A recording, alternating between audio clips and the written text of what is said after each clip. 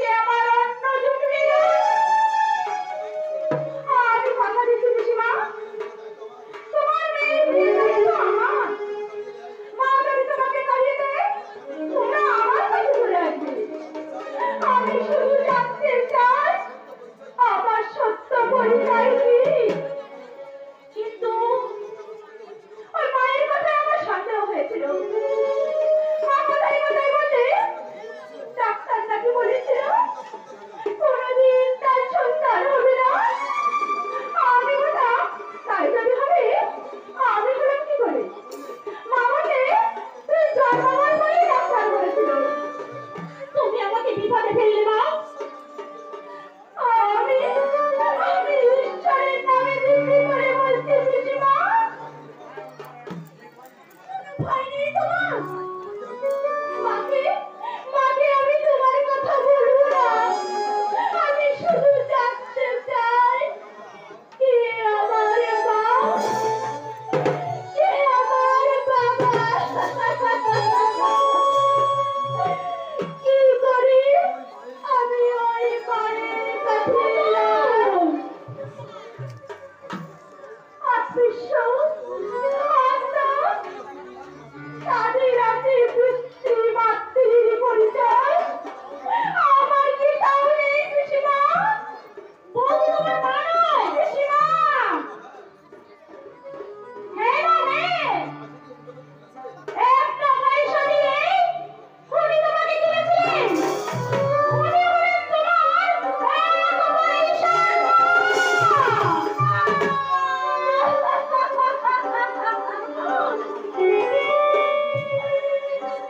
তুমি আমার মা কোথায় জানো? হ্যাঁ জানি, কিন্তু কিন্তু আমি যে বলবো না পিসিমা। তুমি লেখাপড়া শিখেছ, একটু খোঁজ খবর করলে জানতে পারবে কোথায় তোমার মা। এছাড়া তোমার মা মানে আমার বৌদি আমার বিক্রি করে শপথ করিয়েছিলেন তোমার মা বাবার পরিচয় তিনি ভুলেও আমি বলবো না। কিন্তু তুমি আমাকে ক্ষমা করো বুবুল। আমার যদি বলার উপায় থাকতো আমি যে বলতাম। আমি বুঝতে পারছি তোমার বুকের মধ্যে যে ধোঁয়া হয়েছে এটা তো হওয়া স্বাভাবিক। কিন্তু এতদিন তাকে তুমি মা বলে রেখেছ, সে তোমার মা নয়। হেসে হেসে বাবুর বাবা আর কি থাকতে পারে মা পুতুল। তুমি এর জন্য মন খারাপ করো না। কাছে বাড়ি চলে এসো। আরে সত্য তো একদিন প্রকাশ পাবেই। এখন এখন আমি আসি মা পুতুল, এখন আমি আসি। এতদিন যাকে আমি মা বলে রেখেছি সে আমার মা নয়। সে আমাকে এক পয়সা দিয়ে কিনেছিল।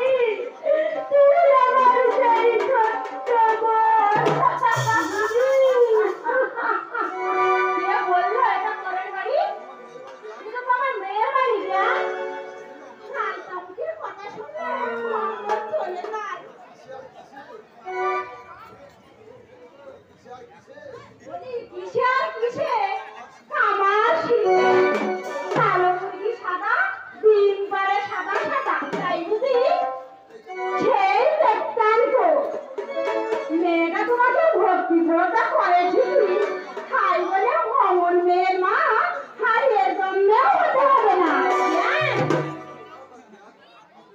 আপনি বড় মুখ খারাপ করেন বিয়ান মুখে বলে কি আমি আবার কখন মুখ খারাপ করলাম তবে তুমি যাই বলো ভাই মেয়েটা কিন্তু ডাক্তার ভালো দুটো বড়ি দিয়েছিল কাল তাই খেয়ে আমি দুসাথে রেখে যাবেন বিয়ান দেখো বিয়ান মুখ সামনে কথা বলবেন আমার বইয়ের মান নেই তাই পরে এসেছি আর চলে যাবো মেয়ে আনতে হলে আমার বাড়ি যাবে আমার কাছে হুজুর যাইবে তখন আমি বিবেচনা করে দেখো তোমার মেয়েকে পাঠাবো কিনা ঠিকই বলেছে কিন্তু কে যাবে আনতে স্বামী অসুস্থ আর বাচ্চা মেয়েটাকে আমি কোন ভরসায় পাঠাই আর আমি যে যাব তার কোনো উপায় নেই পুরোটা খাওয়া দাওয়ার কষ্ট হবে কেন কষ্ট হবে ওই যে ওই ঘুমছি মেয়েটা দু চার দিন রান্না করে খাওয়াতে পারবে না ও রান্না পুতুল খেতে পারে না মেয়া মরে যায় কথা না শোনালে মাতা পুতুল খেতে পারে না না পারলে তোমার কি পেটে নয় পিঠে নয় মরিম তার জন্য ওই দরদের নদীতে একেবারে প্রাণ লাগিয়ে দিলে ওর যখন বিয়ে হবে তখন কি করবে তোমাকে সে পাবে কোথায় চলুন বিয়ান চলুন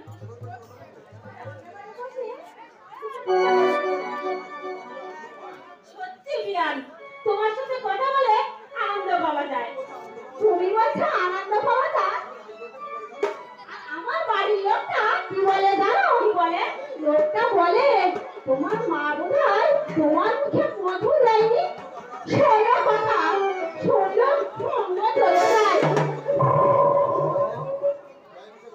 বিয়াই মশাই বলেন বুঝি আর বলবে না বেশি কথা বলে না ভাই কাটুস কুটুস করে এমন একখানা বদল ধারে না ইচ্ছা হয় তিনতলা কাঠের বাড়ি মেরেছেন নাকি কোনোদিন না না এমনি বললাম সঙ্গে হচ্ছে দেবতা তাকে মুখে বলা যায় গায়ে হাত তুললে পাপ হবে না চলুন ভাই তোমার সাথে ওই হেসেলে বসে দুটো সুখ দুঃখের কথা বলবো তাই চলুন তাই চলুন বলে বার আমার কি কর্তব্য তুই ঠিক জানিস কল্যাণী মাসিমা তোর মা আমাকে বিশ্বাস কল্যাণী মাসিমা দিদি জিজ্ঞাসা করতেছিস না উনি কিছু বললেন না তোর বাবাকে মাসিমার অসুস্থ স্বামীকে দিয়ে জিজ্ঞাসা করছিস হ্যাঁ উনি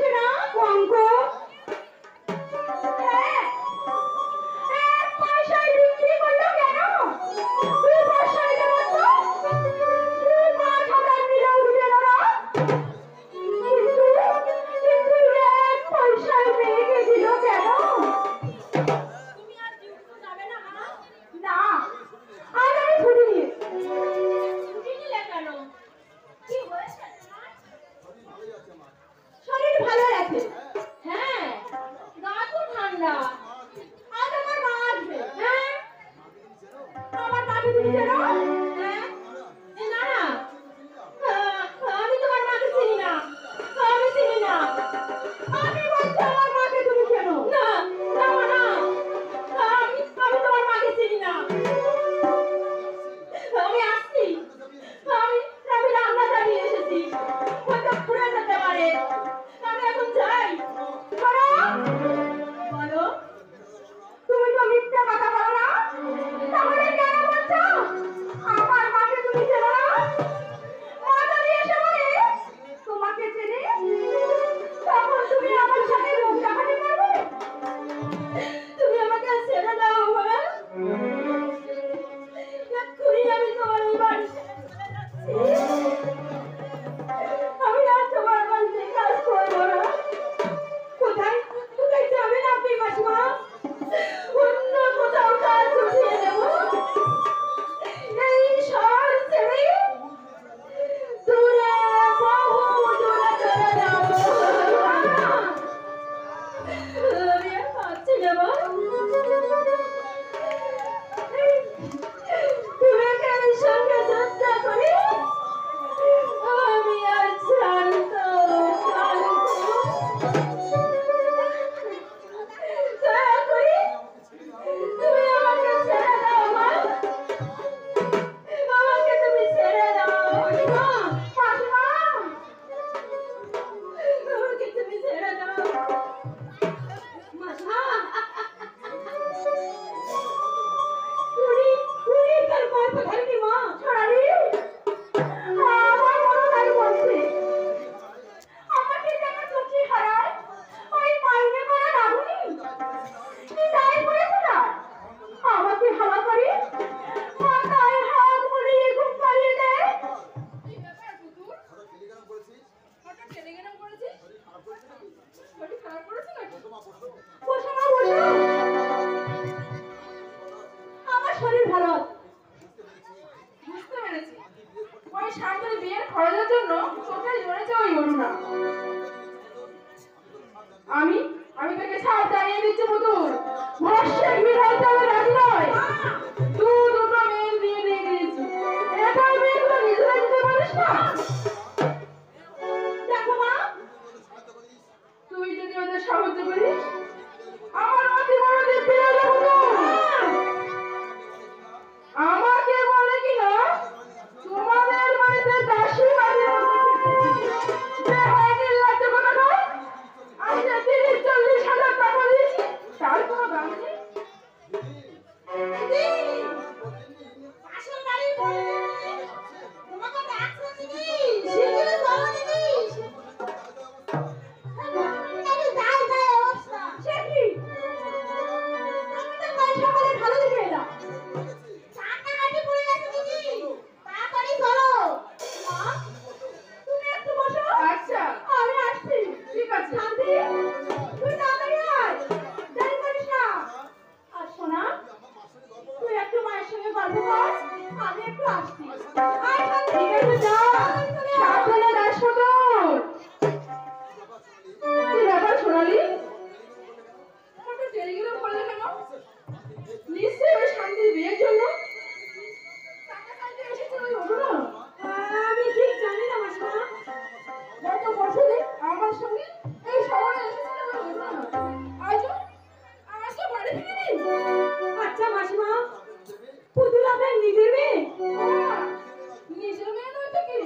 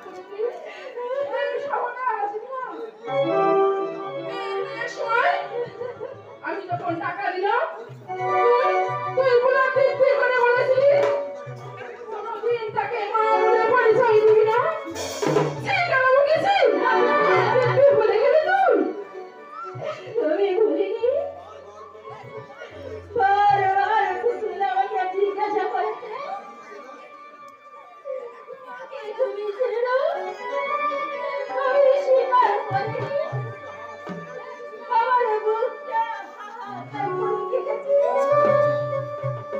তবু আমি বলি, তুই আমার গোলাম। আমি আর পাচ্ছি না, আমি আর পাচ্ছি না। তাকে হবে ওই দেবীর কথা মনে রেখে তোকে দূরে বহু দূরে যেতে হবে। আয় আয় আমার সঙ্গে, এখনই টাকা দিচ্ছি। আয়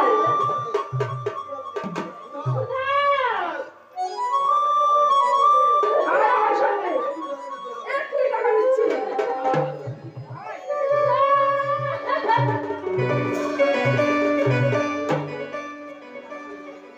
কিনা তাহলে তুই বল, পুতুলকে কল্যাণী মাসিমার মেয়ে? সেটা স্পষ্ট বোঝা গেল। দত্তক নিয়ে শপথ করে গিয়েছিলেন ওই সুজা মাসিমা। পুতুলকে কোনোদিন নিজের মেয়ে বলে পরিচয় দিতে পারবে না। কি নিষ্ঠুর ব্যাপার! মা কোথায় গেল? ভিতরে গেছে। তোর জন্ম রয়েছে